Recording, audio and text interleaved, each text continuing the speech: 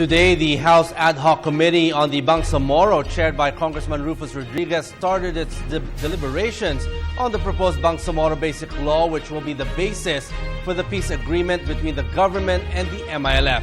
And joining us tonight is Congressman Tupay Loong, chairman of the House Committee on Muslim Affairs and member of the Ad Hoc Committee. Good evening, sir, and welcome to NewsLife. Good evening, Bert. Sir, to start us off, as MILF Chief Negotiator Mohager Iqbal stated in the hearing, the Bangsamoro is the sum of the hopes of the people in Muslim Mindanao as one of the first to fight in the late 60s. How important is this? Well, as far as I'm concerned, as a Bangsamoro, because I belong to the Bangsamoro, there are two significant effects here. Once this BBL will be ratified by the sovereign will of our people. Number one, this will stabilize the internal security threat in our country. In other words, it will solve and reduce the imminent threat to national security. Number two, this Bangsamoro Basic Law will realize the aspirations of our people, particularly the Bangsamoro people, for self-determination to a certain degree.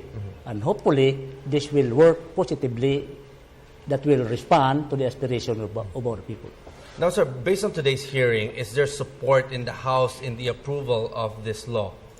I'm almost certain. Of course, there are contradictory ideas coming from some members of the House. But eventually, if this will be passed on to the plenary, this is a basic law certified by the President as urgent. And the importance of this is not just for the Bangsamoro, but this is also for the Filipino people and for the whole country. Now, sir, in your own point of view, are there any contentious issues that may arise or even challenge, if any? And is Congress mandated to propose any amendments to the law? Well, if we look at the situation right now, the established parameter in entering into a memorandum of agreement or entering into negotiation, the framework of the Constitution is the basic guidance to address this problem. Now, I cannot say in a stumbling block insofar as constitutional infirmity is concerned. Now, sir, with regards to the consultation process, now, will this include the factions of MNLF leader Nur Miswari or Bakrato of the BIFF?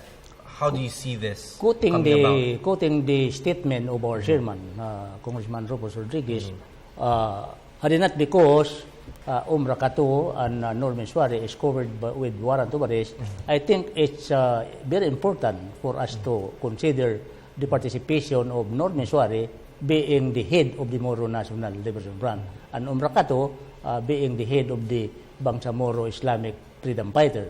But having said that, insofar as I am concerned, if they cannot attend the consultation, they have their own representative, and there are also MNLF senior leader, aside from Miswari. I think we have to consult with them and get their opinion so that this can be incorporated into the proposed basic law.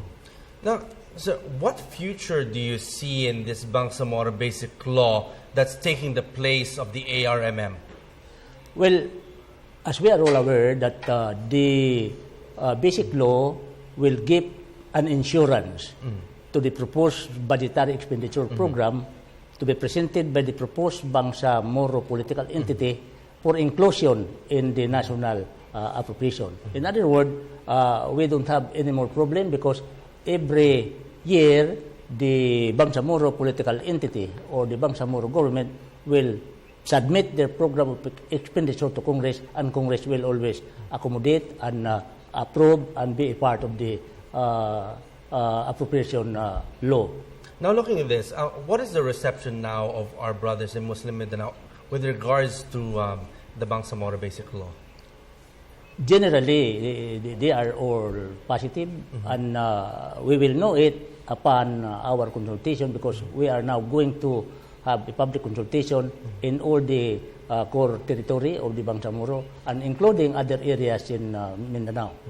Now, Sir, Chairman Iqbal assured the Filipino people not to be afraid of the dismemberment of the Republic. Now, will it end or stop future attempts for independence from our Muslim brothers in Mindanao? Well, looking at the situation from 1976, prior to the Tripoli Agreement, this problem of the Bangsamoro people is recognized by the international community as an internal problem of the Republic of the Philippines. And the solution to the problem must be within the framework of the Philippine sovereignty and territorial integrity. Now, it's not just Iqbal who has that commitment. Even the international community, particularly the Organization of Islamic Conference, is also giving us the assurance that the solution should be within the framework of the Constitution. Therefore, the possibility of dismemberment of the Bangsamoro people is already assured, meaning nothing to be approved. Okay. Nothing to be afraid, I see. So now, finally, what are the next steps? How do you see this panning out, and how long will it take to actually finally get this up and running? Well, I think the timeline given to us, more or less 6 months, and the COMELEC at least should have at least 90 days to prepare for the plebiscite.